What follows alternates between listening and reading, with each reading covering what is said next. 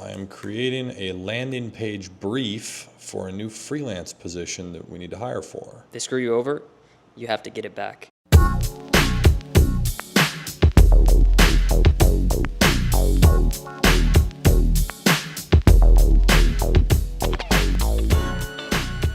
Public company has to disclose the compensation of its top executive. I made a little bit over $500,000 this last month between two of my companies, and now I'm making dinner here in Puerto Rico. Nobody wants to hear it. Let's see the proof. Okay, I launched this supplement brand not long ago. Here is Amazon, as you can see, crazy upwards graph. Well, this past month we did like 185,000 just on Amazon. And then this last month on Shopify did basically the same, 182,000. And then TikTok, everybody's favorite. That's actually not accurate. Let's go over here to analytics. And we will look at the full month of March was $64,000. For a grand total in the month of March of $435,000 just from this one brand. I have also been building subscription revenue. Remember, these are supplements, so people will want the products monthly. This brand now has $51,000 of monthly subscriptions, which are really high margin, and that's just freaking awesome.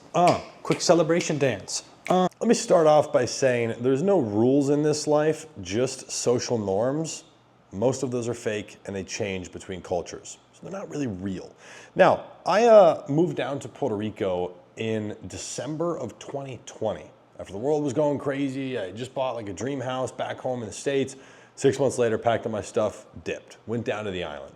And I spent years living in the main city in San Juan, kind of bounced around Isla Verde, Santurce, and tried a bunch of different areas. It was really cool, it was a fun experience. Obviously, we were able to take advantage of the corporate tax rate as well. And then I left the island for a multitude of reasons. One of those, to build my newest company. Okay, where I kind of needed to be a little bit more boots on the ground, or at least felt like I did.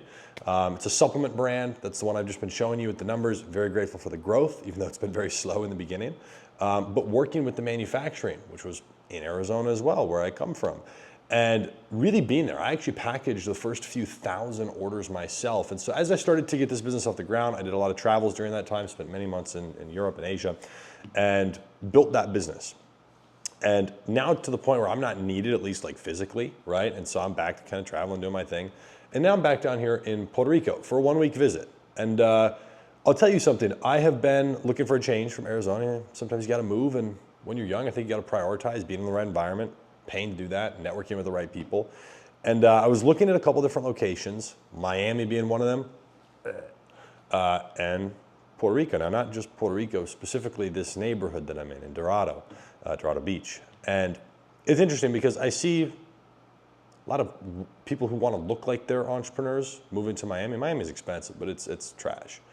And there's some good people to network with and a lot of fakes. And I don't like weeding through that. It's just not fun. So I tend to like be reclused and just to myself. Versus down here, like the entrepreneurs live here, right? And they don't brag. They don't need to flex. Like they drive a Lexus, you know, and it's like they got 80 million liquid. It's a different level, a ballpark. It's very expensive to live here. So I'm highly considering potentially moving back down to the island. That'll be a separate conversation and a separate video. But there's a lot of pros and cons, and I want to say a couple things. First of all, where you live matters a lot. Having a social circle matters a lot. I've been incredibly isolated at different times in my life, and that can be great for building a business, but there's also an element to a social aspect that's very important. And then also if you have the right people that you're socializing with, that can significantly impact your business. The connections, the experience, all these things, especially if they're in your industry, which in the e-commerce industry, where do you go?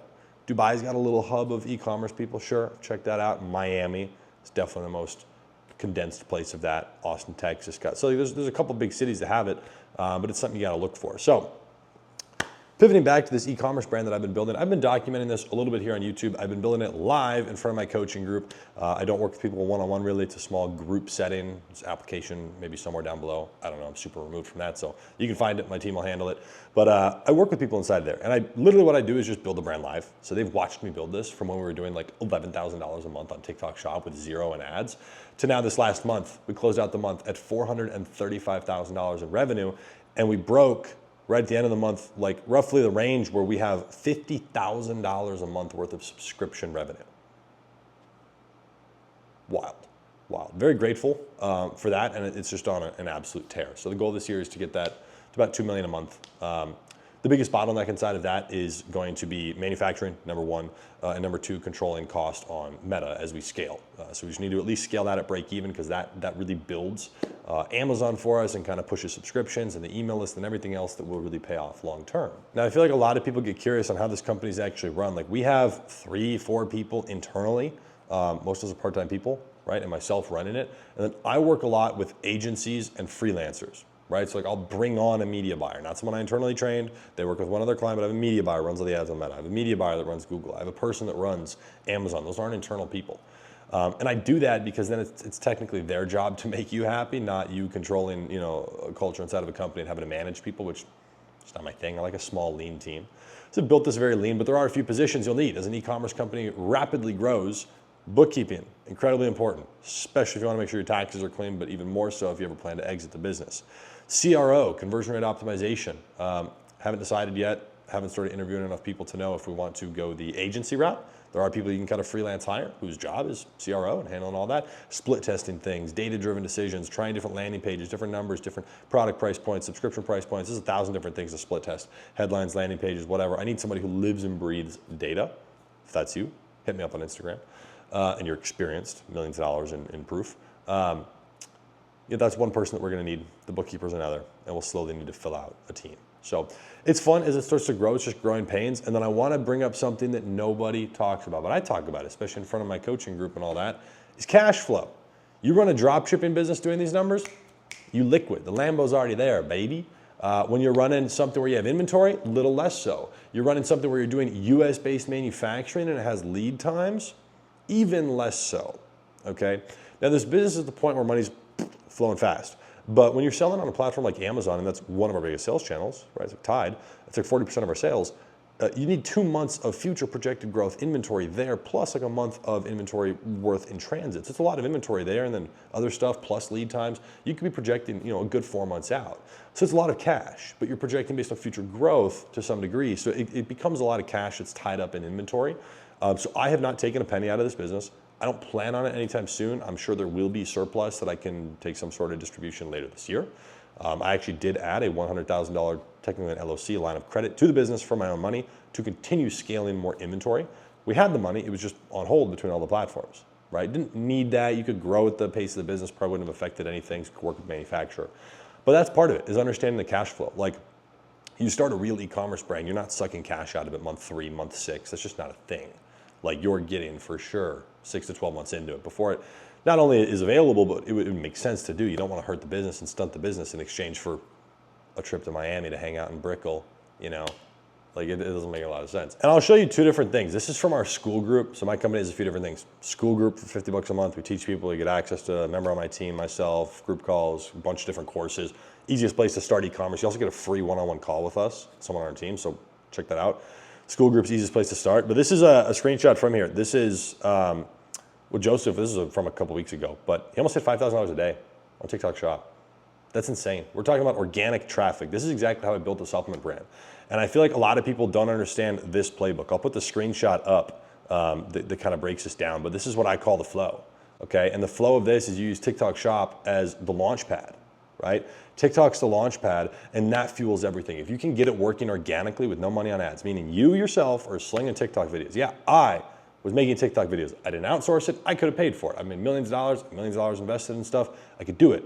Yet why am I sitting down making TikTok? Well, it only take a few minutes, but I do that every single day for like the last 9 months, right? Because I don't care. It's putting in effort. I'm happy to do it. So I did that. And then once you can prove your concept a little bit here, and that's exactly where Joseph is obviously way past, where now you do about $5,000, inventory starts to become his issue, like restocking, right? He actually was out of inventory for a while, but now he can go to other platforms. He has enough awareness to go over to Amazon and proof of concept, so he can go over there, depending on his product. If it's a very drop shipping type product, which obviously has inventory, but if it's like very common and it's price competitive on there, like a freaking toothbrush, gonna be difficult. But supplement, hair care, skincare, beauty, anything like that that's custom, no problem. But he has videos now. Because he's blown up on TikTok, 7 out of 10 of our videos that go viral to some degree on TikTok, they do really well on ads, right? And so we can run meta ads to that to our Shopify store. That's how I did like 180 grand last month on Shopify. Amazon did like 185, TikTok was like 65. So you see how this is the launch pad. So back to the flow chart here, TikTok's the launch pad. That pushes into both of these at a similar time. Amazon takes a while to get going. It really does. It's slow, a couple months.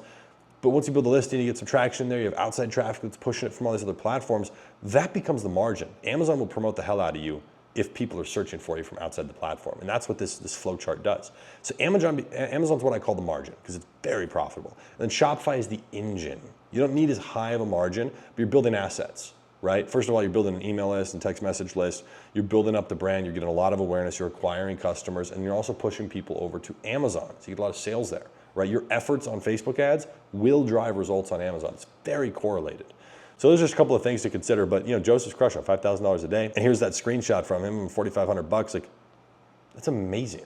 Okay, you realize the margin on that, depending on if most of this is from affiliates and commission, but I think most of it's from his content, you're probably looking at a good $3,000 in profit. You want to drop ship, sling some crap, maybe have an explosion with a really good product, make $230,000 in a month, and eventually it dies off in 3 months. Like, be my guest. Find somebody who's really good at meta ads or just really good at TikTok organic as an affiliate. Like, you can cherry pick specific stuff, but we've been able to successfully duplicate results a lot, right? We also work with people who have a lot of money and we build them supplement brands from scratch. This is like if you have, 25, 40, 50 grand. You want to build something in the US, supplements, custom manufacturing, take months to do it, and like go the long route and build a real ass business, exactly what I did. We'll like kind of do that process for you. So there's maybe information down below, team, if you want to add it there, I have no idea. But that's what we have. With the school group, we have a small group coaching thing that's application only, work with you for at least 3 months. And then we have the supplement thing that we're starting to do with a little bit of people. And it's been super freaking fun. We just brought the first person to launch, started to make videos. Amazing. We got a couple other people in the works doing all the formulation for them, US manufacturing, everything like proper. Every time you hit a new level, a new issue, you just run into something, you have to find a way. Either go around it the other way, go over it, go under it, go backwards, get a car and go right through it. Like, there's just solve the problem, and there's always bottlenecks, right? We were stuck for a long time, and then we got paid ads going. That took months to get paid ads working. That's why I like TikTok as the launch pad. Got paid ads working, and poof, we were stuck at that 40 to 60K a month range for a few months, going up, but then poof, 190, 430. Where do we go from here? 600, 700K this month, $1 million the next? It all comes down to inventory, to be honest. I could do more in sales. It's just a matter of inventory. And then future thinking, once your business is doing very well, tax optimization is a conversation. You can go to Florida, 0 state income tax, a couple other options for that. You could try Dubai as an American. It's not as clean with how that works. International transfer pricing studies can be done. Foreigner and income exclusion for a tiny piece of your income. There's different options. But really with your US passport, you're limited to one beautiful option, Puerto Rico. And Puerto Rico is amazing. Pros and cons to everywhere you'd want to live. But really an incredible thing here and an incredible network. So as I continue to build this business, I will continue documenting it, keeping it transparent. If there's anything you want to see, any questions you have, leave them in the comment section down below. And if you want to ask us questions directly and actually get insight and see this brand and what I'm building and all that, school group, coaching stuff, and if you have a ton of money and you want to build a supplement brand, that's an option as well. So check that out. Leave all the links down below. Hope you enjoyed the video. See you in the next one. ¿Qué pasa? Hola, me llamo Tanner. Soy de Carolina del Norte, pero yo vivo en Puerto Rico. Ah, sí, vivo en Puerto Rico. ¿Está bien? Sí, está bien.